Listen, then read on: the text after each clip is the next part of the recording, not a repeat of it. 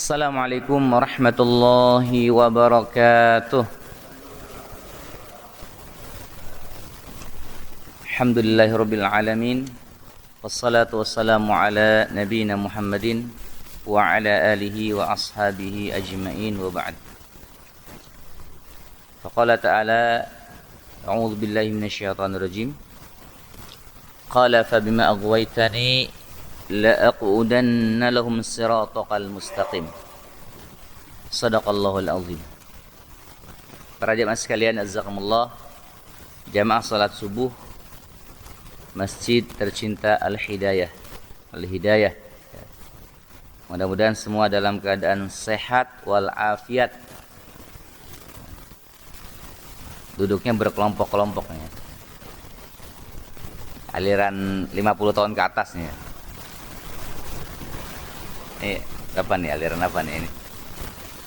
17 tahun ke bawah. Berfirqah-firqah nih ya. Salawat dan salam semoga tercurah kepada Nabi kita Muhammad sallallahu alaihi wasallam. Kembali ya, di awal bulan Sabtu ya, ini hari Sabtu kita bahas kembali terkait bab asyayatin, bab persetanan dan waljinan, perjinan. Kita bahas dari kitab As-Su'al Khamsumi'ah fil Jin wasyayatin, terkait 500 persoalan-persoalan yang berinteraksi ya, yang berhubungan dengan jin dan asyaitan. Di mana kita hari-hari ini ya berinteraksi dengan mereka. Setidaknya korin kita itu ya jamaah itu hari-hari bersama kita.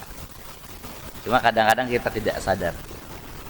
Kalau kita sadar, korin itu adalah yang pernah kita bahas ya, yang selalu membisikkan ya, korin dari bangsa jin atau syaitan itu perbuatan-perbuatan buruk. Adapun korin yang lain, malaikat, membisikkan hal-hal yang positif ya, di mana kecenderungan kita ya mendapatkan bisikan-bisikan baik atau bisikan-bisikan buruk.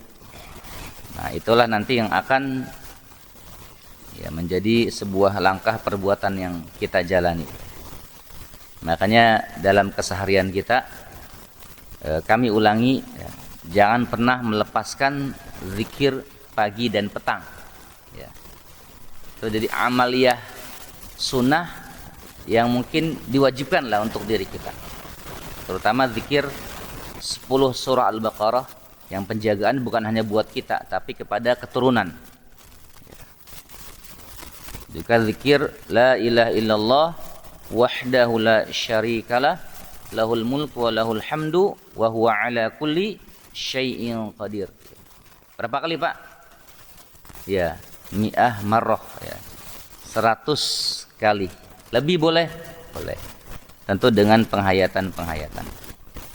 Artinya kita bukan sekedar melafazkan melalui lisan ya, tapi ada sebuah al-khusyu' ya fi dzikri ya.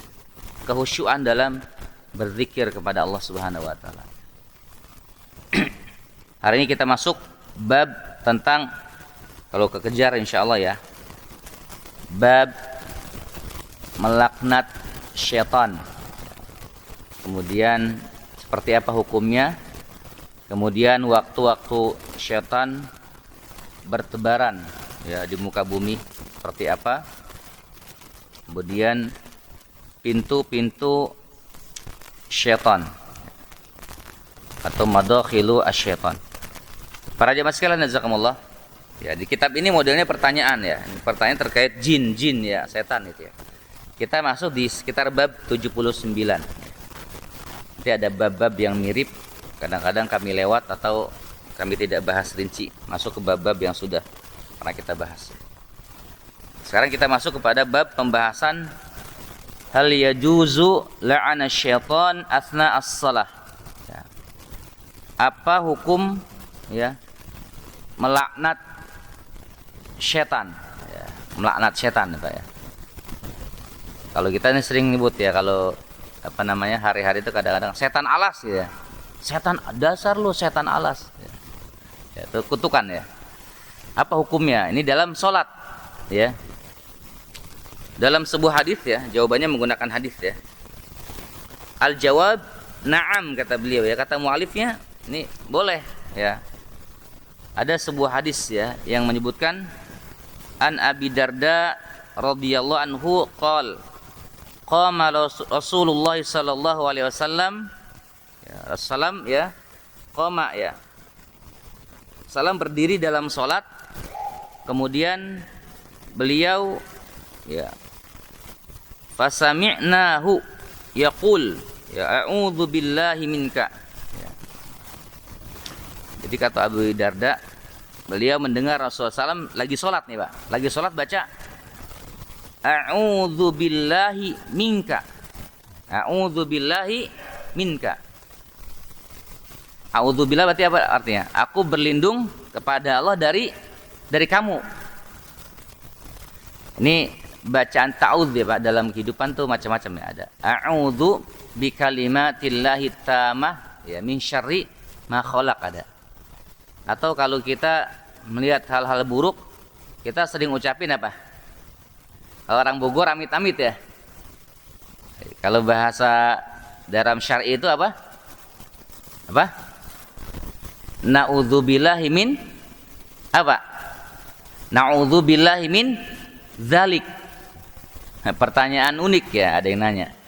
Ustaz boleh enggak na'udzubillahi min tilka? Kan zalik ya. Diganti pakai tilka. Boleh enggak? Ya boleh ya kan. Jadi kalau misalkan mu'annas gitu ya. Misalkan ada orang ngelihat orang gila di perjalanan gitu ya.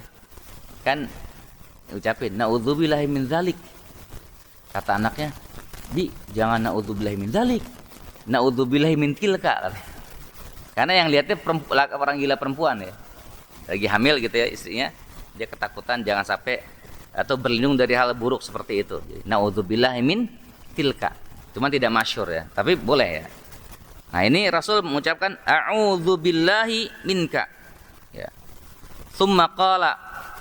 Ya, jadi Rasul, aku berlindung kepada Allah ya darimu. Ya. Kemudian Rasul SAW mengatakan, "Tsumma qala al'anuka bila'natillahi salasan." Ya. Aku melaknatmu dengan laknat Allah ya, 3 kali. Ya. Jadi 3 kali ya. Boleh, berarti apa jawabannya? Melaknat syaitan itu boleh ya di dalam sholat ya. Cuman lagi-lagi jamaah ya, kita tidak masyhur. Bahkan pernah kan di bab-bab sebelumnya saya menyebutkan, ketika kita kadang-kadang sedang sholat itu kan lagi khusyuk-khusyuknya gitu ya. Nah kemudian terganggu ya, bisikan-bisikan masuk pikiran kita tuh, segala macam rupa hal yang sedang kita urus, sampai kita kadang-kadang lupa bacaan, rupa rokaat ya. Nah apa yang kita lakukan? Ketika Utsman bin Al-As ya mengadukan ya, Utsman bin Al-As radhiyallahu anhu mengadukan kepada Rasulullah terkait ini apa? Ada ingat ya Pak? Berludah ke sebelah kiri. Ya. Lagi sholat. A'udzubillahi minasyaitonirrajim. Ya. Cuman kalau lagi berjamaah hati-hati ya. Kebetulan sampingnya belum bayar utang ya. A'udzubillahi minasyaitonirrajim. Tidak ya, tapi ke kiri bagian bawah. A'udzubillahi minasyaitonirrajim. Boleh itu, Pak. Apalagi lagi sedang sholat sendiri. Ya. Banyak dirasa gangguan-gangguan yang membuat sholat kita tidak khusyuk ya. Padahal sholat itu adalah untuk apa? Isti'anah fil hayatid dunya wal akhirah.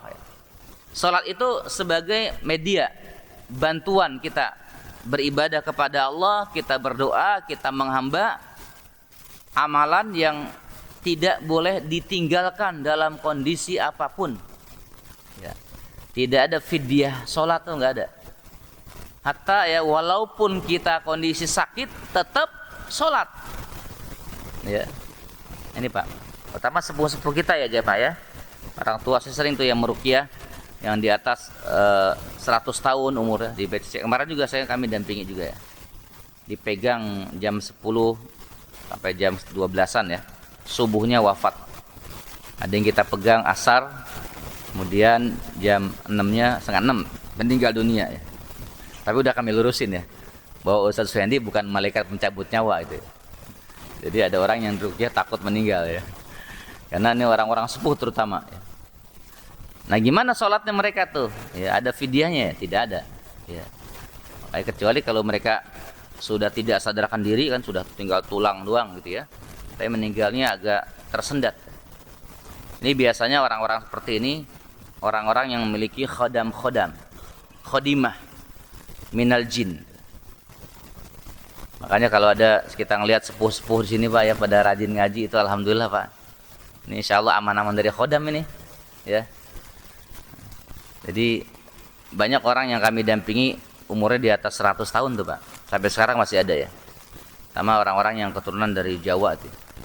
Berapa kasus itu diruqyah dulu baru meninggalnya agak ringan gitu. Ya. Kayak kita berdoa kepada Allah ya jamaah, mudah-mudahan semua wafat dalam keadaan husnul khatimah. Bahkan ada satu lurah ya yang kami dampingi, itu mau meninggal dunia. Saya bilang anak-anaknya kumpul, kita berhasil ngumpulin anak-anak ya. Coba kumpulkan anak-anak. Bapak punya peninggalan enggak? Itu subhanallah Pak itu. Bapak kalau saya kasih lihat pedang-pedang itu pasti pada pengen ngambil. Itu banyak banget. Pedangnya ya, katana ya, samurainya itu banyak banget. Ada kali 25 sampai 30 itu pedangnya. Nah, kita ruqyah ya, karena jawara dia ya, megang salah satu pasar gitu ya, di tempat tertentu. Akhirnya baru setelah itu di ruqyah baru meninggal dunia. Karena khodamnya memang begitu banyak ya. Ini para jamaah sekalian. Jadi kalau ada orang tua kita yang sholat ya, tetap diingatkan ya, dibantu tayamumnya, dibantu sholatnya. Kecuali kalau sudah tidak bisa sama sekali sadarkan diri, mudah-mudahan sudah rufi'atul qalam ya, dia sudah termasuk orang-orang yang mendapatkan ya sakaratul maut, kemudian tidak masuk, mudah-mudahan tidak masuk hitungan ya, karena sudah tidak bisa bergerak dan lain sebagainya. Ini para jemaah. Nah kalau ada bapak-bapak tuh yang pernah dulu belajar tenaga dalam itu jangan dianggap sepele tuh Pak. Kadang masih nyisa Pak. Ada nggak di sini yang pernah belajar tenaga dalam? Enggak ya? Sepuh, para sepuh aman ya. Kalau subuhnya rajin ya, apalagi softnya di awal, apalagi sedekah subuh, aman itu insya Allah. Kalau ngajinya di belakang deket tiang, maunya pulang duluan sebelum selesai, wallahu alam ya, wallahu alam bisawab. Ini bukan nyindir, ini bukan ya, jangan kesindir ya. Karena kalau orang Indonesia kan sukanya memang pada bertiang, betul? 1, 2, 3, 4 tuh ya, serangkai itu, ya, nggak pindah-pindah tuh dari tadi. Kita lihat masih sampai selesai apa enggak nih ya? Kalau nggak selesai kemungkinan ada khodam itu. Artinya malas Pak ya, kalau ada orang gitu tuh susah Pak buat ngaji tuh, terutama mendengarkan nasihat-nasihat itu susah. Makanya standar kita itu jamaah ya, ketika seorang mukmin itu baik dilihat dari bagaimana sholat kita. Makanya amal yang pertama kali dihisab di hadapan Allah Subhanahu wa taala itu adalah as-shalah. Dan dia sholat itu ya, karena merangkum di dalamnya ada doa, ada bacaan Al-Qur'an gitu. Jadi kalau kita tidak khusyuk atau ada khodam itu pasti ya tidak nyaman sholatnya. Terutama ketika imam ya baca ayat-ayat tertentu ya. Bahkan kemarin kalau jamaah pernah dengar ya cerita tuh, video ya terekam viral tuh Pak, di Mekah atau di Madinah ya tuh, itu ada orang sedang sholat terus imamnya baca surah Al-Baqarah ya 102 yang wattaba'u ma tatlu syayatinu ala mulki Sulaiman wa ma kafara Sulaiman walakinna syayatina kafaru yu'allimuna an-nasa as-sihr. Wah, bereaksi dia ya, bereaksi ya, ngamuk ya. Nah yang gini-gini nih Pak ya, kemungkinan besar masih ada gangguan sihir atau ada gangguan jin pada tubuhnya. Ini para jamaah sekalian jazakumullah.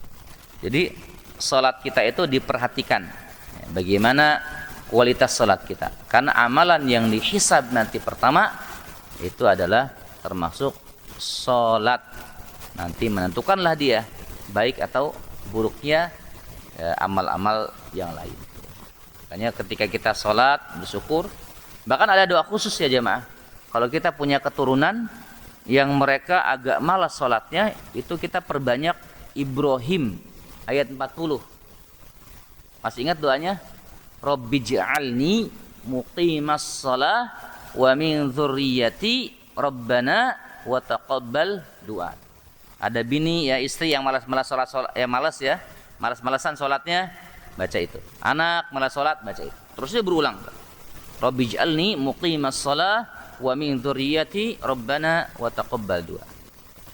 Nah, ini Rasul sedang sholat ya, kemudian diganggu oleh bukan diganggu, awalnya langsung sahabat ini melihat Rasul ngucapin, a'udzubillahi minka, aku berlindung kepada Allah dari kamu. Aku melaknatmu dengan laknat Allah. Aku melaknatmu dengan laknat Allah 3 kali. Wa basata yadahu ka'annahu yatanawalu syai'an. Kemudian kata sahabat, aku melihat Rasul tuh kayak menggibaskan, membentangkan ya, membentangkan atau menjulurkan tangannya gitu ya dalam sebuah hadis. Kemudian seperti mencekek ya sesuatu. Qulna, ya kami bertanya kepada Rasul, ya Rasulullah, qad sami'naka taqulu fi shalah ya syai'an, sesuatu lam nasma'ka taqulu qabla dzalik, yang kami belum pernah lihat engkau sholat seperti itu. Tadi ya baca ta'ud, kayak melaknat gitu ya. Qabla dzalik, ya kami belum lam nasma'ka, ya, kami belum pernah mendengar dari engkau ya Rasulullah taquluhu ya, engkau mengatakan seperti itu qabla dzalik, sebelum itu. Ra'ainaka basatka yadak, ya, dan kami melihat engkau menjulurkan ya. Kami melihat engkau menjulurkan tangannya. Apa kata Rasul? Qala inna aduwallahi iblis jaa bisyihabin min narin liyaj'alahu fi wajhi. Ya. Kata Rasul ya, sesungguhnya musuh Allah iblis. Nah, iblis Pak, bahasanya apa? Iblis, bukan lagi setan. Berarti di dengkotnya, di bintang 4 atau bintang 5 nih. Ya. Sesungguhnya musuh Allah iblis datang. Nah, dari sini sudah merupakan ini Pak, ada dalil ya. Rasul saja diganggu ya ketika sholat. Siapa yang datang? Nggak tanggung-tanggung, iblis. Tapi kalau ada orang ya, maaf ya, belaga sakti gitu ya, menaklukkan iblis ya. Rasul aja ini diganggu ya Pak, diganggu, jadi musuh. Makanya jemaah sekalian, jangan tersamarkan ya dengan syubhat beberapa orang yang mengklaim bisa menaklukkan iblis atau setan-setan. Tidak ada di kalangan tradisi Ahlus Sunnah tuh menaklukkan ya bangsa jin itu, kecuali ya kemampuan yang Allah anugerahkan kepada Nabi Allah siapa? Sulaiman. Ya. Jadi kata Rasul, sungguhnya musuh Allah iblis datang kepadaku bisyihabin min narin ya. Jadi kalau misalnya bawa api ya, kayak obor gitu ya, bawa api, obor, liyaj'alahu fi wajhi, dia mau ngelempar api itu ke Rasul ya, dalam beberapa riwayat ya. Jadi datang membawa panah api, dan panah api itu mau dilempar kepada diriku ya, ke wajahku, wajhi. Faqultu, kata aku berkata, a'udzubillahi minka salatan, aku berlindung kepada Allah. Ya a'udzubillahi minka, a'udzubillahi minka, a'udzubillahi minka. Nah, itu boleh Pak. Kalau kita lagi sholat tuh Pak, boleh. Kita terganggu banget dengan pikiran ya, konsentrasi. Mikirin project ya, mikirin proposal, mikirin Pak? Anak, tapi di pikirannya terus ya terganggu ya. Dan kita gak konsentrasi dalam sholat. Dan ini banyak gangguan itu yang terjadi pada beberapa orang. Maka boleh baca lagi sholat, a'udzubillahi minka, a'udzubillahi minasyaitonir rajim, a'udzubillahi minasyaiton. Baca sir. Nanti akan stabil. Masih repot juga sebagaimana riwayat yang pernah kita sampaikan, boleh berulas lagi. Gitu. Itu cara Pak, ya melaknat mereka. Atau ya, kalau Rasul kan ini melihat langsung ya. Kalau kita kan tidak melihat langsung. Jadi kita tuh kadang-kadang perasaan, ini pikiran memang gangguan setan atau tidak. Walaupun kecenderungannya ketika sedang sholat itu pasti gangguan setan. Makanya ketika kita sedang sholat jamaah, jangan lupa ya tuh membaca, melazimkan ta'udz ya di awal. Ketika kita usolli ya takbir. Oh iya sebelumnya. Bapak juga pernah dengar ya, ada orang yang kadang-kadang ketika usul itu berulang-ulang Pak. Pernah lihat nggak Pak? Soli ya, yang terutama yang menjaharkan niat ya. Sampai usolli fardhu subhi rakaataini mustaqbil kiblati adaan ma'muman lillahi ta'ala Allah, berulang-ulang Pak. Tanda-tanda itu Pak. Beberapa kasus yang seperti itu hampir kebanyakan itu ada tanda-tanda gangguan. Nah, jadi sampai berulang-ulang, hampir sampai imamnya ruku. Nah imamnya pas ruku dia baru bisa niat sholiru Allahu Akbar, baru ruku. Tergesa-gesa, istijal. Ya. Kalau kita lihat orang begitu Pak, tepak aja ntar pas habis sholat. Kalau teman kita itu, ente kenapa? Pernah belajar apa dulu? Biasa pernah mutih ya, atau pernah berinteraksi dengan khodam, ya itu biasanya sholatnya begitu, solid. Ada dirasa gangguan-gangguan yang dia tidak nyaman. Ini para jamaah sekalian. Apa kata Rasul? Ya, aku berlindung kepada Allah dari kamu 3 kali marotan. Fakultu ya, al'anuka bil'natillahi tamah. Aku melaknat engkau wahai iblis dengan laknat Allah yang sempurna. Kemudian falam yastakhir thalatha marratin thumma aradtu akhdahu. Wallahi laula da'watu akhina Sulaiman la asbaha muthaqan yal'abu bihi wildanu ahlil Madinah. Ya, kemudian ya, aku mengalahkan dia ya. Ya, ketika Rasul mengatakan laknatmu dengan laknat setan yang sempurna, kemudian aku menangkapnya kata Rasul. Aku menangkapnya kemudian mengikatnya. Kalau bukan wallahi laula da'watu akhina Sulaiman. Kalau bukan doa Nabi Sulaiman khusus yang Sulaiman berdoa kepada Allah bisa menaklukkan ya kerajaan bangsa jin ya. Maka la asbaha muthaqan yal'abu bihi wildanu ahlil Madinah. Aku akan ikat tuh iblis ya. Diikat iblis mungkin di tiang-tiang ini ya di Madinah sehingga apa? Yal'abu wildanu ya. Para anak-anak bisa bermain sama iblis itu. Nah, ini dalil juga Pak. Iblis bisa ketangkep sebetulnya. Ya, setan itu bisa ketangkep. Makanya kalau ada setan menampakkan diri kecentilan teuing. Ya. Saya tanya Pak. Maaf sepuh dan pengalaman-pengalaman jamaah, ada yang pernah ketemu setan enggak Pak? Angkat tangan. Sebelah kanan Pak. Yang ketemu setan Pak, maaf sebelah kiri ada Pak, sebelah ada yang pernah ketemu setan Pak, angkat tangan Pak, ada nggak? Sampai sekarang Pak ya, banyak di antara kita memang agak mengerikan ya Pak untuk bab-bab seperti ini. Ada orang-orang yang dia bisa mengendalikan bangsa jin. Bahkan ada yang mengklaim bertemu dengan malaikat, padahal itu adalah bukan malaikat. Ya. Itu adalah bangsa jin. Ya. Ini nanti di belakang Pak, kita ada madokhilus syaitan ya, pintu-pintu masuk setan ya, termasuk subhat-subhat dan kesombongan itu banyak ada di belakang kita. Insyaallah kalau kejar ya. Ini para jamaah sekalian. Jadi ini dalil menguatkan bahwa memang ya setan itu ketika dia berbentuk fisik sama kata dalam mazhab Ahlussunnah, ketika dipukul ya sakit, ketika dibakar ya terbakar gitu ya. Makanya agak sangat jarang ya setan itu menampakkan dirinya kecuali dia bertasyakul pada bentuk-bentuk yang lainnya seperti binatang. Misalnya di rumah kita tokek yang banyak ya, cicak yang banyak, lipan, anjing hitam, ular-ular hitam itu berbentuk itu. Dan mereka pun kalau tertangkap oleh kita bacok, kita bunuh, itu pun mati.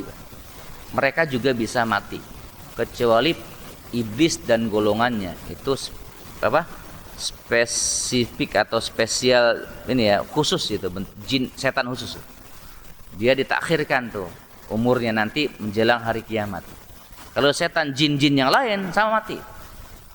Makanya ada dalam kisah sahabat dalam hadis Bukhari. Kalau mungkin jamaah pernah dengar ya, itu ada sahabat yang pulang ke rumah izin kepada Rasul untuk menemui istrinya. Ternyata di rumahnya ada ular kan besar. Ketika itu dia bunuh ular itu. Akhirnya apa? Ularnya mati dan yang bunuh pun juga wafat. Ya, ini kejadian tuh. Makanya menjadikan dalil dalam Ahlussunnah kalau ada ular di rumah jangan langsung dibunuh. Ya, diseru dulu 3 kali. Ukhruj. Hei, keluar kau ular dari rumahku. Keluar kau ular 3 kali. Keluar kau engkau. Keluar kau ular. Ya. 3 kali itu. Kalau dia enggak mau keluar juga, kata para ulama baru boleh dibunuh. Ya. Utama rumah-rumah yang berantakan ya, yang banyak barang-barang yang jadul yang masih terkumpul. Ini para jamaah sekalian. Jadi melaknat setan dalam hadis ini kita banyak pelajaran ya sebenarnya. Rasul bisa menaklukkan setan tapi tidak diambil gitu. Karena ada pengecualian doa itu untuk Nabi Allah Sulaiman. Ya. Kemudian setan juga iblis bisa kelihatan ya dalam makna zahir. Sampai Rasul bilang, ya la asbaha muthaqan yal'abu bihi wildanu al-Madinah. Ya, aku ikut sampai pagi biar bocah-bocah nih pada main di masjid gitu ya. Main apa? Main ngeledekin itu iblis. Tapi tidak jadi. Ya.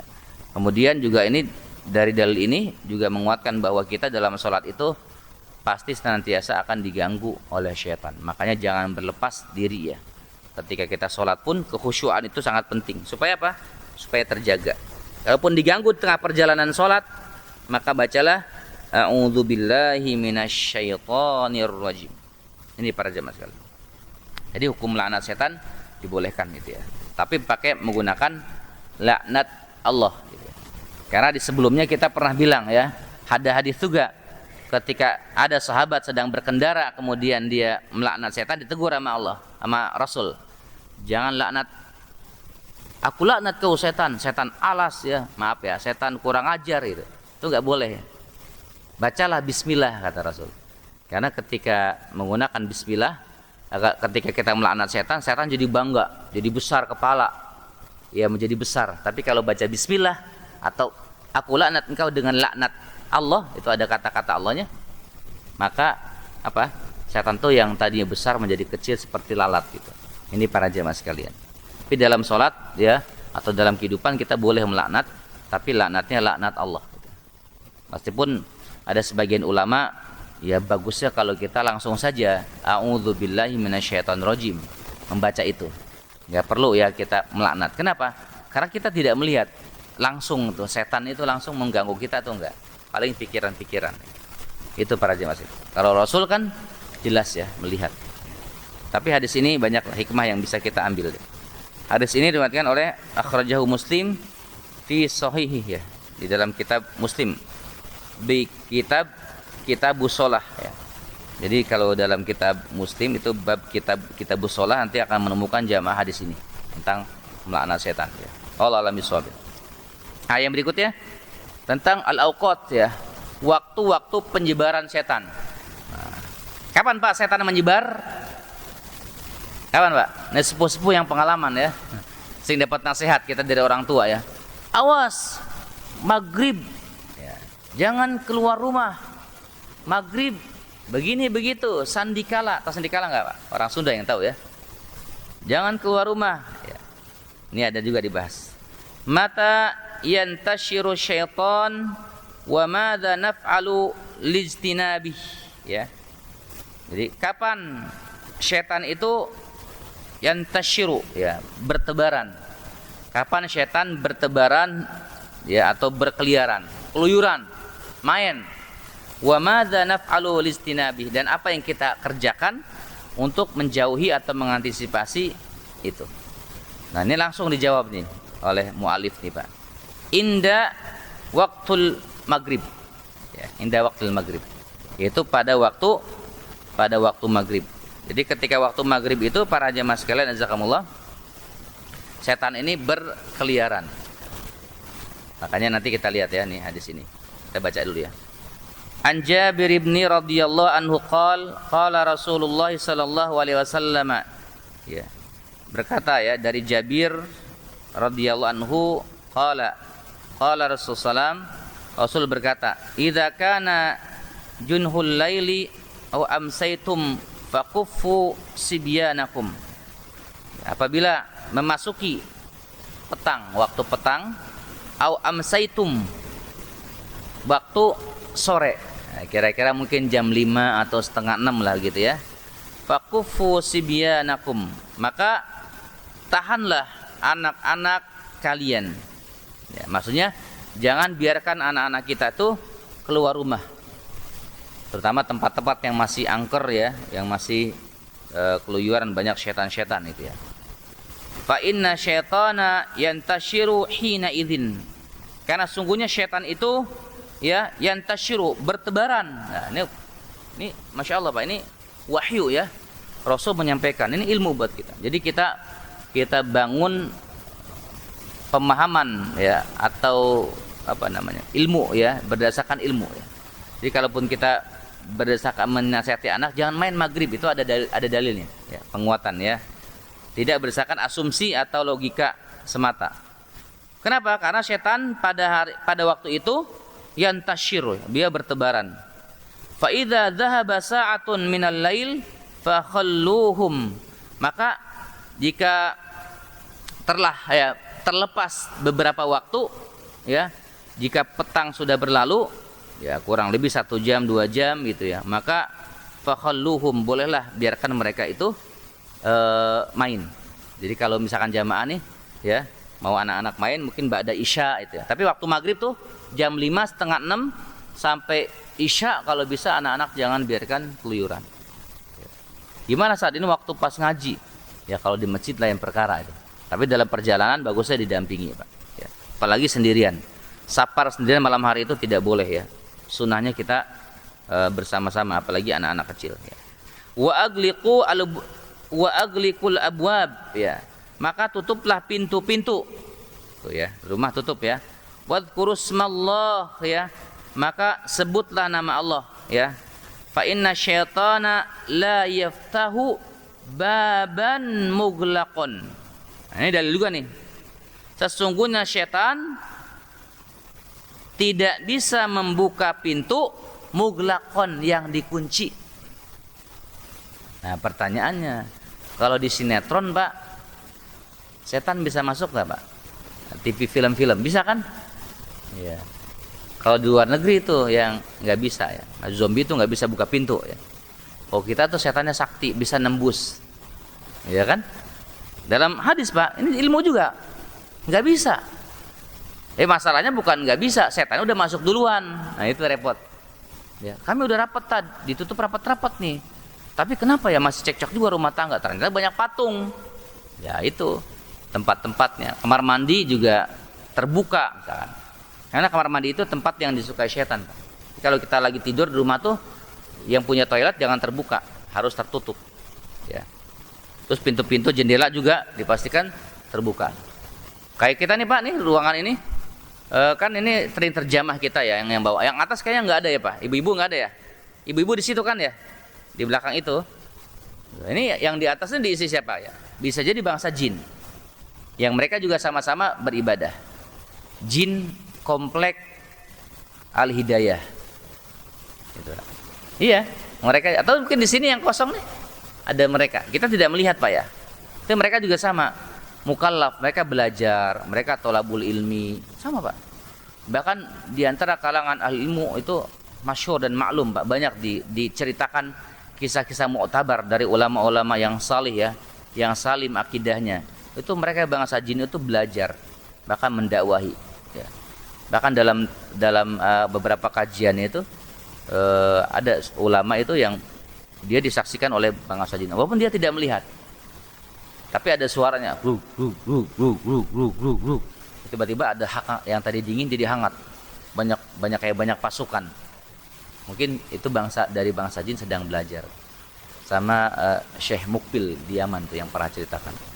Saya mungkin ada agak ketat ya soal masalah bicara yang begituan itu. Tapi itu ceritakan Pak dalam kisah-kisah mutabar kalangan ahli ilmi dari para murid-muridnya, para ulama.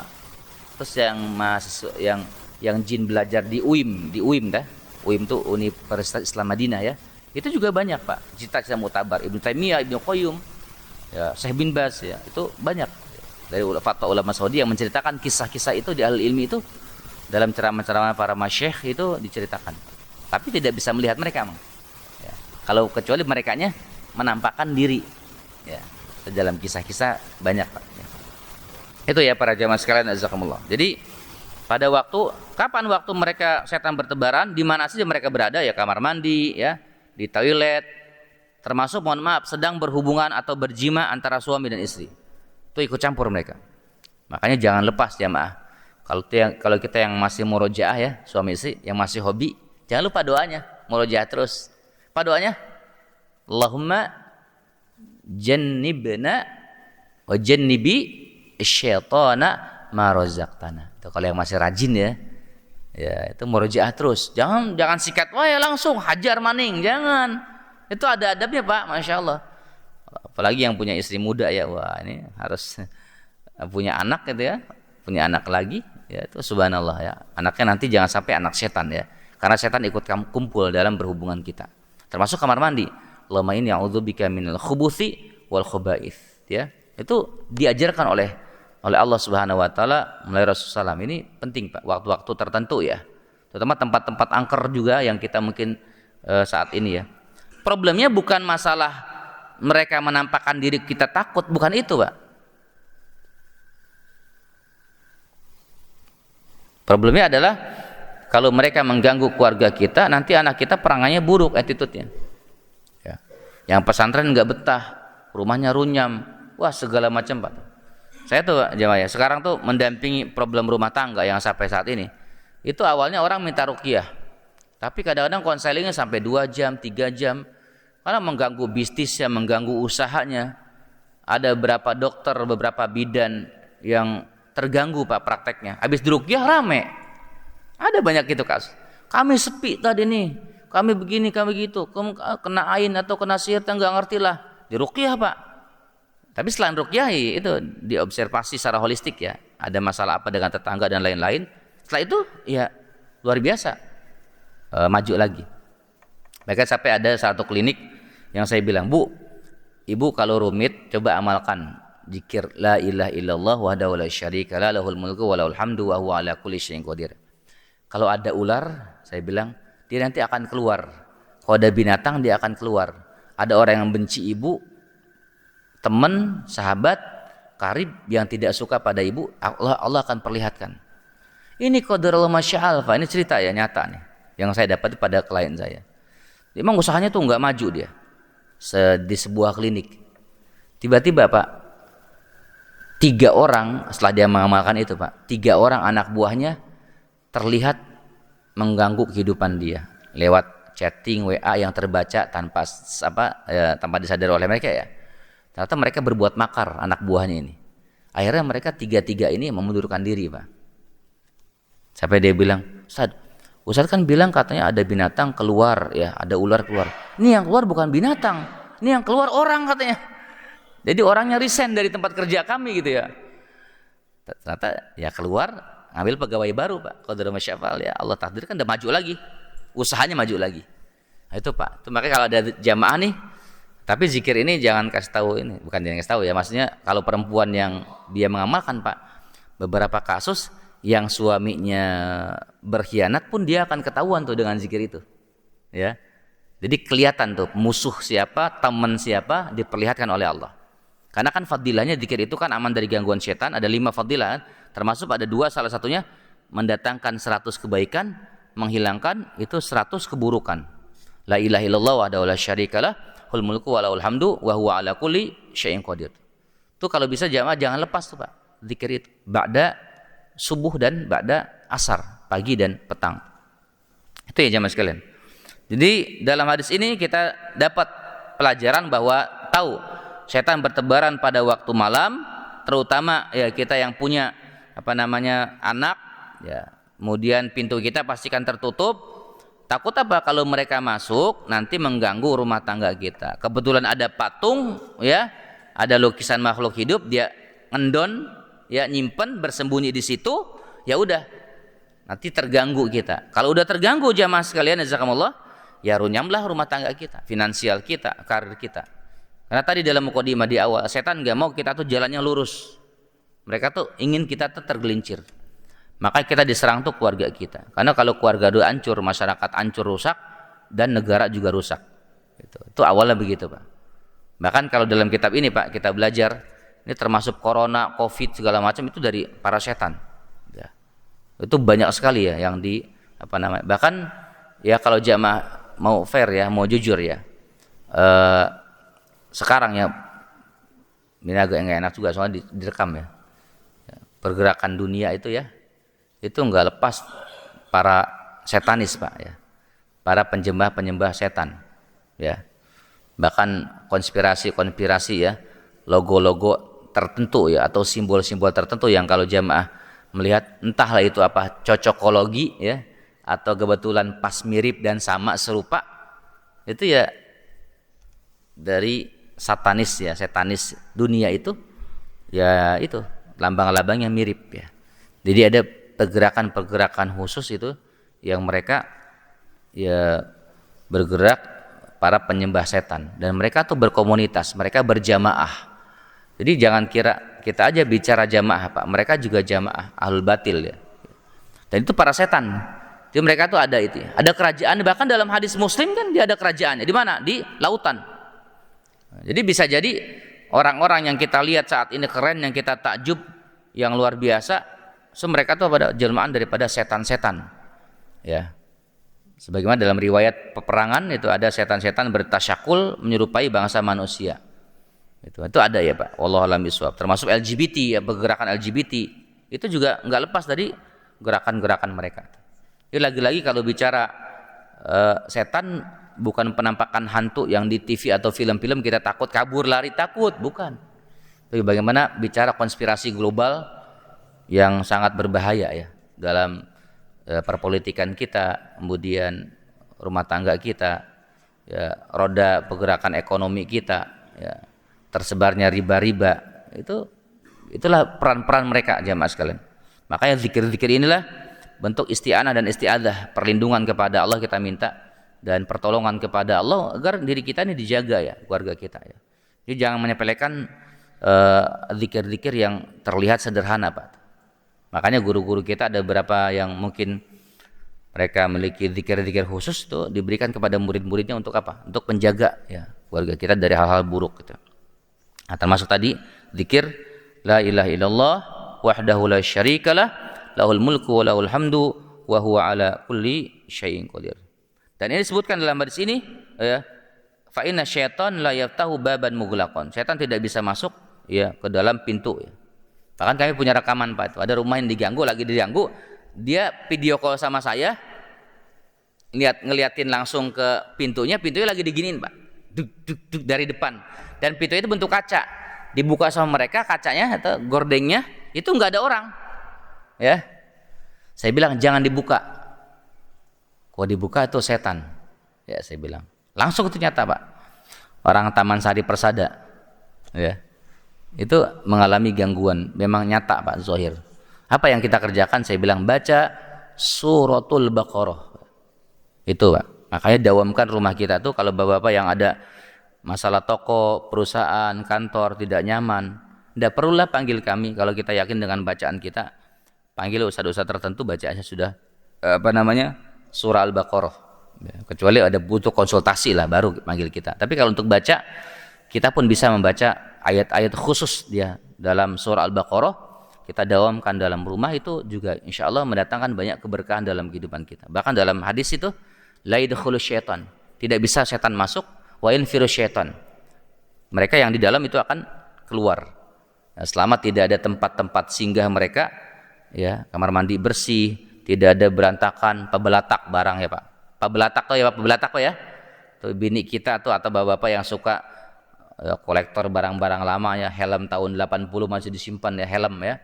mesin cuci tahun 79, udah ada belum mesin cuci itu ya, itu masih disimpan ya, yang barang-barang begitu tuh, kulkas lama itu menjadi banyak malapetaka tuh Pak, menjadi kotor rumah tangga kita ya, kehidupan kita, keluarga kita, gara-gara bang, bagusnya dibuang aja, dikasihin, sedekahin supaya rumah kita bersih, karena barang-barang itu menjadi tempat-tempat ya bersembunyi para setan-setan ya. Bahkan kalau nasihat orang tua kita membuat runyam ya rezeki finansial kita tuh. Makanya kalau rumah yang bersih, ya rumah itu sangat penting Pak. Ya, kenapa? Kata Rasul, asyu'mu fi thalath. Kesialan itu ada 3. Salah satunya apa? Ad-dar, rumah. Jadi kalau rumah kita pengen, keluarga kita pengen dapat ekonominya bagus, stabil, berkah, anak-anak kita soleh-soleha, semangat sholatnya, maka rumah kita harus ditata dengan baik dan benar. Makanya kalau orang Cina ada namanya feng shui ya. Harus begini, harus begitu. Kalau kita cukuplah rumah kita bersih, tidak mengganggu masyarakat sekitar, ya, tertutup pintu pada waktu maghrib, tidak ada patung lukisan di rumah kita, insya Allah itu rumahnya berkah dan sering menggunakan untuk sholat ya, para jamaah sekalian jazakumullah. Itu ya, jadi waktu syaitan kapan? Ya tadi waktu maghrib, ya, kemudian waktu-waktu berhubungan biologis, kemudian waktu di toilet. Ini adalah syaitan-syaitan yang mereka mengganggu rumah kita.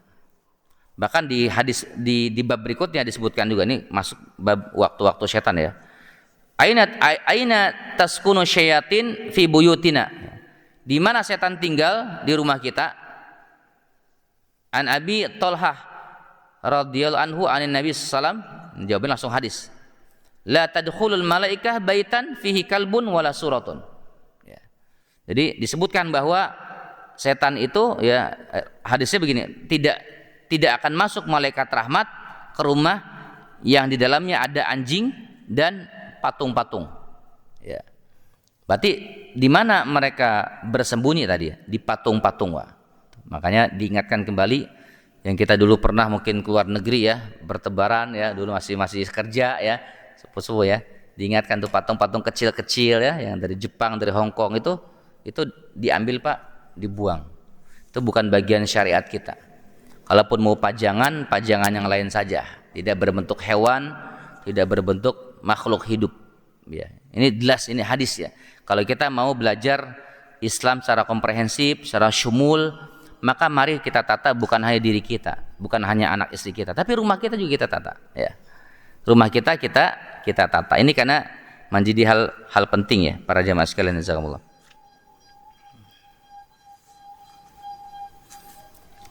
Berikutnya ya para jamaah sekalian, ini syuruk jam berapa Pak? Udah masuk belum? Udah? Ya udah. Kalau udah masuk ya cukup, nanti kita masuk bab berikutnya aja insyaallah. Mangga kalau ada yang didiskusikan, ditanyakan ya terkait khodam atau apa Pak, kita kan kajian sebulan sekali ya, jangan segan ya, tanyakan saja Pak ya saat kajian, jangan di belakang nanyanya, nanti nanyanya ke DKM, bingung DKM nanya lagi, saya harus voice note, saya harus nulis lagi, lama. Jadi kalau Bapak mau beli buku saya penjelasannya, ya, gimana Pak? Nanya mana? Yang nanya mana nih? Oh ya, boneka kumaha? Boneka dibolehkan beberapa para ulama, bahkan hadis ya, untuk anak kecil, ya, anak kecil, anak wanita. Tapi saya ada nih Ustaz, ada berapa jamaah, banyak Pak itu yang boneka itu banyak. Bahkan ada boneka di wilayah daerah kita lah, agak ke sana perumahan besar juga tuh. Itu beliau punya boneka Pak. Sekarang sudah menikah Pak, umur beliau sudah 55 tahun. Beliau punya boneka dari kecil Pak. Jadi bersama dia hidup saat ini itu, Allah karuniakan kenikmatan, boneka itu menemani dia. Nah, itu jadi masalah. Nah, jadi kalau boneka buat anak kecil tidak masalah. Tapi kalau bonekanya buat bapak-bapak ya, yang kayak seusia sekarang nih, masih megang-megang Doraemon gitu, itu ada Pak. Terutama ibu-ibu ya. Ini dampingin kami dari dulu boneka kecil aku gitu. Sampai cekcok juga suaminya agak cemburu dengan bonekanya. Itu kejadian nyata, Pak. Itu jadi klien saya, itu ada memang nyata ya. Bahkan itu boneka itu rumahnya itu runyam, segala macam peristiwa. Itu ada mungkin 3-4 orang lah, nggak banyak ya. Itu yang sampai dia boneka dikultuskan. Bapak tahu ya boneka sekarang yang baru-baru viral ini Pak? Tahu nggak boneka apa? Nah, Labubu tahu? Labubu Pak tahu kan? Itu dari boneka setan juga tuh. Konspirasi juga. Anak-anak kita Pak belinya, bukan anak-anak kita Pak, bapak-bapak tua pun ada yang antri ya beli. Lihat aja di IG itu. Antri membeli boneka Labubu itu. Mahal tuh. Itu luar biasa Pak. Jadi kalau boneka hanya sekedar kayak panda apa boleh Pak ya. Tapi bagusnya Pak ya tidak terpajang. Paham ya Pak? Tidak terpajang di lemari yang terbuka. Misalnya ada kacanya cermin gitu ya. Cermin dipajang tuh. Nah, tapi saat saya terpajangnya itu juga masih punya anak kecil perempuan, ya nggak apa-apa itu mainan dia. Berarti aktif, diambil, taruh. Tapi kalau bentuk pajangan jangan. Jadi bagusnya digeletakin di kasur, di sofa gitu ya Pak. Itu dibolehkan. Kalau bonekanya misalkan bonekanya mobilan, nggak ada mata, nggak ada mulut, nggak ada tangan kakinya, boneka mobilan itu boleh aja. Kayak apa namanya? Tayo ya, mobilan Tayo ya. Itu boleh nggak apa-apa. Tapi kalau misalnya dia kelihatan mata segala macam bentuk makhluk, ya bagusnya jangan dibiasakan. Nanti kasih aja ke cucu ya mainan. Itu banyak Pak kasus yang bonekanya disimpan banyak sampai puluhan di rumahnya dan terpajang, itu juga problem. Problemnya apa? Cekcok, depresi, gila anaknya, stres. Itu yang kami dampingi. Khawatirkan itu masuk dalam bagian patung. Tapi kalau anaknya masih kecil, masih dibolehkan. Beberapa para ulama masih kecil, perempuan masih kecil boleh. Ya, jadi jangan terpajang Pak boneka itu. Kalaupun terpajang ditutup kayak laci gitu ya. Dari hitam semua lemarinya, dibuka baru boneka itu dibolehkan. Itu Pak ya. Jadi bagusnya boneka tetap berhati-hati saja ya. Tapi kalau Bapak masih mainin kan agak aneh juga ya. Tidak lazim ya orang tua mainin boneka ya. Itu kayaknya udah masanya masa MKKB kayaknya. Masa kecil kurang bahagia ya. Atau orang-orang yang hutang pengasuhan. Walaupun ada kasus beberapa yang sampai tua sekarang masih pegang itu boneka. Akhirnya kita musnahkan Pak, bonekanya kita bakar baru. Dan tahu nggak kejadiannya? Sekarang anaknya udah nikah. Jadi kendala pasangan juga, nikah gagal terus, taruh gagal terus. Kita juga agak bingung ya menganalisanya apa gitu ya. Karena dia almarhumnya rajin segala macam, teliti, ya kita minta taufik lah kepada Allah. Ya kita juga minta tolong ya kepada Allah. Akhirnya kalau kasih ini intuisi ya, ilham, coba bonekanya. Ibu punya boneka ya. Ternyata bener, boneka yang dari kecil anaknya. Kita bakar, agak sedih juga dia Pak sampai ada emosional yang luar biasa gitu sama boneka itu. Kalau udah nikah, gitu ya. Allah alam bisawab ya. Itu bisa menjadi kendala, kayak ada ruhnya gitu ya. Tapi kalau boneka yang ada anak kecil mainan, mungkin insya Allah tidak masalah jamaah. Demikian. Yang lain, silakan ada lagi. Oke Pak, enggak.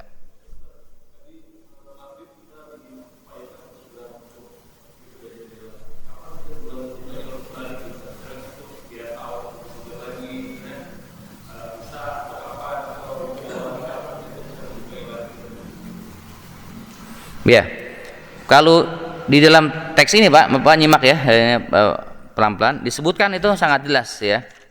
Jadi tadi sebutkan, jadi kalau nih faida zahaba sa'atun minal lail, jadi apabila petang atau maghrib telah berlalu, fakhalluhum ya, itu boleh dibuka Pak. Ya, jadi tadi yang saya bilang berarti ba'da isya kurang lebih gitu. Jadi kalau petang berarti mungkin jam 5, kalau kita ya setengah 6 masuk maghrib atau jam 7 kurang, enaknya ba'da isya Pak dibuka itu ya.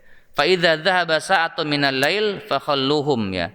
Maka kalau misalkan kita mau buka ya beberapa jam, beberapa saat setelah lewat waktu petang itu boleh, ba'da isya Pak boleh. Kan ada rumah yang gerah ya. Yang rumah kadang-kadang ada yang RS gitu ya. Kalau diputus semua tuh ada penat misalnya. Atau sengaja kita emang buatnya supaya nyaman, boleh Pak itu. Itu ya. Jadi ditutupnya pada waktu itu kalau mau dibuka ya ba'da isya lah gitu. Meskipun dianjurkannya disunahkan sebetulnya Pak termasuk matiin lampu ya. Malam hari itu termasuk tutup pintu rapat-rapat itu juga menjadi bagian sunnah. Bagusnya sih kalau amannya ditutup saja jendela karena takut ada yang masuk ya. Yang masuk tuh bukan setan Pak, cicak, tokek, ular, itu juga jadi kendala ya.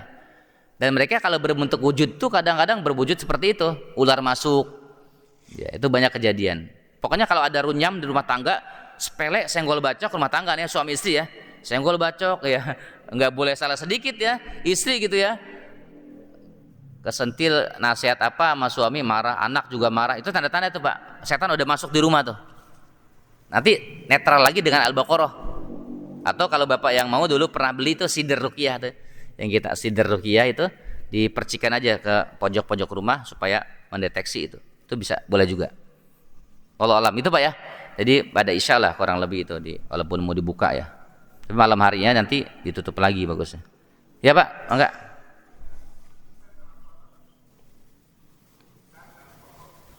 Iya. Lukisan dan foto ya Pak. Ini terbagi dua madhab ya. Kalau madhab yang ekstrim dan dia agak keras, foto sami mawon, foto sama, lukisan sama. Nah kalau kami lihat literasi para ulama ya, mendalami foto itu berbeda Pak.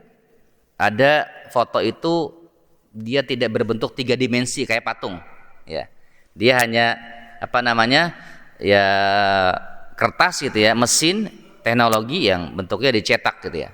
Maka foto itu kalau saya mengatakan kepada para jamaah, Pak, kan banyak tuh jamaah kan. Kalau patung kita turunin, lukisan makhluk hidup turunin Pak. Burung, ya terus apa misalnya? Kalau lukisan cendrawasih seringnya tuh ya. Kemudian pemandangan ada orangnya turunin. Tad, ada orang begini, ibu pintar ya. Tad, saya suka lukisan ini. Gimana kalau orangnya saya lukis lagi? Jadi orangnya dilukis sama dia, dicoret-coret pakai apa kayak kanvas gitu ya. Dia diituin, dihilangkan orangnya, boleh. Hanya gunungnya saja, gunung, matahari, kemudian lautan. Jadi kalau lukisan dilihat Pak, makhluk hidup atau bukan. Kalau lukisan kita hadiah dari anak buah, jangan. Ya. Jadi tidak barokah Pak rumahnya. Apa sih tidak barokah tuh? Ada penyakit, tidak sembuh-sembuh, anak usah dibilangin, terhalang jodoh. Itu Pak. Itu yang kami dampingi itu, kami udah ratusan mungkin ribuan rumah Pak, kami bismillah ya. Itu keliling langsung. Kalau saya kan orang bukan konsultasi ke kita ini bukan, tapi mereka ngundang kami ke rumah. Ya kayak jamaah-jamaah lah yang ngundang saya kan gitu di antara kita kan. Yang tahu kan kita aja kan sama Allah gitu ya. Kalau ngundang ke rumah. Itu lukisan-lukisan itu jadi masalah juga Pak. Ya, malaikat rahmat tidak masuk tuh. Yang lukisan makhluk hidup Pak, paham ya? Oke. Nah kalau foto gimana? Foto itu saya sarankan jangan disimpan di ruang tamu. Ya. Foto itu dipindah ke ruang tengah, kamar atau dapur. Ya, buat nakutin tikus ya. Kenapa di ruang tengah? Dikhawatirkan menimbulkan ain Pak. Jadi ketika tamu datang tuh, nah umur sekarang berapa? 65 misalnya. Jamaah kita bertamu, itu foto kan jadul ya. Ganteng juga ya Pak Dani ya, dulu ya. Istrinya cantik juga ya. Nah, itu dia nunggu kita tuh. Ya misalnya RT atau RW kita gitu ya. Dia banyak melihat foto itu. Atau keluarga besar datang. Ih si kakak cantik ya, adik cantik ya. Pujian-pujian itu membahayakan dari foto itu. Gitu Pak. Jadi bagusnya foto itu jangan di ruang tamu. Di ruang tamu kaligrafi saja, pemandangan saja, kalaupun lukisan ya, bukan makhluk hidup seperti hewan atau manusia atau kuda-kuda yang kayak Roro Kidul itu kuda apa namanya itu Pak? Kereta kencana ya, itu jangan itu. Itu Pak ya. Kalau keretanya saja boleh, tapi ada kudanya tuh nggak usah. Gitu. Itu untuk foto atau lukisan. Yang kedua Pak, foto itu diupayakan tidak orang meninggal. Foto ya. Misalnya fotonya ada saat saya cinta banget sama istri saya, masih banyak ada di rumah. Bagusnya foto itu Pak, masukin album. Kalau foto bukan dibuang Pak, masukkan album. Jadi kalau kita kangen, buka lagi. Apalagi kalau jamaah tahu ya, ada foto-foto wali-wali Allah tuh ya, yang kita tidak jelas juga. Mending kalau Bapak mau jelas, foto yang disimpan foto orang tua kita aja, ya. Foto-foto gitu kita tidak tahu tuh literasinya, apa benar itu fotonya Imam Ali, apa benar itu Umar, Abu Bakar, Umar, Utsman, itu kan ada orang yang begitu. Ada yang fotonya Sunan Kalijaga, apa benar? Mending foto orang tua kita kalaupun kita mau nyimpen gitu ya. Itu Pak ya, kalau foto saya termasuk yang agak memberikan toleransi ya terkait foto, asalkan jangan di ruang tamu, jangan orang yang sudah meninggal, jangan buka aurat gitu ya. Kalau foto keluarga rapi, agak lari ke tengah nggak apa-apa gitu ya. Meskipun lebih baiknya misalkan rumah kita fotonya sangat kurang, kita di album saja nggak apa-apa. Tapi foto itu menjadi sebuah kultur atau budaya Pak, keluarga-keluarga tertentu atau menengah ke atas atau ningrat dipajang di rumah. Bahkan fotonya berbentuk lukisan. Saya tidak menyarankan Pak. Takutnya terhimpit penyakit-penyakit yang berbahaya ya, mental atau fisik ya, itu yang kami dalami begitu. Jadi kalau kami itu Pak seringnya makanya ketika diundang tuh pasti ke rumah-rumah kayak yang terbaru terupdate, kami mendampingi pengusaha finansialnya Masya Allah Pak, itu berkah banget, tapi cekcok suami istri ya, sampai istrinya suaminya berzina segala macam gitu ya, pesan perempuan dan lain-lain. Itu kenapa? Rumahnya Pak, rumahnya berantakan tuh maksudnya ya, ada patung, ada apa, bahkan dia punya tempat tidurnya itu dari ukiran Pak, ukiran Jawa ya, itu kepala naga, kepala siluman, kepala setan, binatang gitu, kayak kepala anjing gitu, binatang, kepala ular gitu, kepala burung, itu ukirannya itu. Saya bilang, Bu, ini jadi problem karena malaikat rahmat tidak masuk, jadi setan yang masuk ke dalam rumah. Dan itu setelah dibuang, ya Allah berikan taufik, kemudahan, pertolongan Pak, lebih ringan gitu ya. Sehingga barang-barang itu sangat berpengaruh. Bukan hanya barang-barang patung ya Pak ya, lukisan. Tadi yang sepatu numpuk juga sama. Dispenser numpuk, sepatu numpuk, helm numpuk, buku-buku numpuk, apalagi itu yang numpuk-numpuk kira-kira di rumah. Itu ya, serikaan gosokan yang numpuk, yang apa udah lama harusnya dibuang atau masih disimpan gitu ya. Blender yang dikoleksi itu sama tuh, itu juga buat runyam. Makanya kalau ada orang yang mau itu tuh rada-rada bingung masalahnya, ngundang kami ke rumah. Tadi udah cek aja rumah saya deh, apa yang kira-kira dibenahi. Pas kita datang banyak yang PR-nya gitu, ini gitu. Itu Pak ya. Makanya kalau yang bagusnya kayak gini Pak, masjid ya. Jadi tidak banyak aneh-aneh gitu ya istilahnya. Itu Pak, ada nih. Paham ya Pak ya? Nah itu cuman hawa nafsu nanti tuh. Mau nggak kita nurunin? Punya istri saya kenangan ini. Nah itu. Nah, minta kepada Allah taufik ya Allah. Allahumma inni as'alukal huda wat tuqa wal afafa wal ghinan. Minta kepadamu petunjuk, hidayah, ketakwaan. Kalau memang salah nggak benar, ya berikan kami taufik, kemudahan untuk ya menjalani kebaikan kebenaran itu. Kalaupun dari gimana caranya, minta petunjuk suami atau istri atau anak-anak manut. Termasuk action figure Pak, action figure ya, tahu Pak action figure ya Pak, yang apa namanya kayak zaman dulu mah Megaloman, tahu Megaloman ya, Spiderman yang gede segede kita tuh. Jadi ada seorang mengeluhkan anaknya tidak mau sholat ya. Saya pas datang ke rumahnya itu action figurnya banyak banget dan segede saya ya, bahkan lebih gede lagi gitu. Itu jadi problem itu Pak. Tempat-tempatnya sarang-sarang jin ya. Jadi banyak malapetaka ya. Nauzubillahi min dzalik ya. Karena la tadkhulul malaikah, malaikat rahmat tidak masuk. Cukup Pak penjelasannya ya. Oke. Insyaallah Pak ya. Allah berikan keberkahan buat kita semuanya untuk senantiasa berada pada jalan yang benar ya.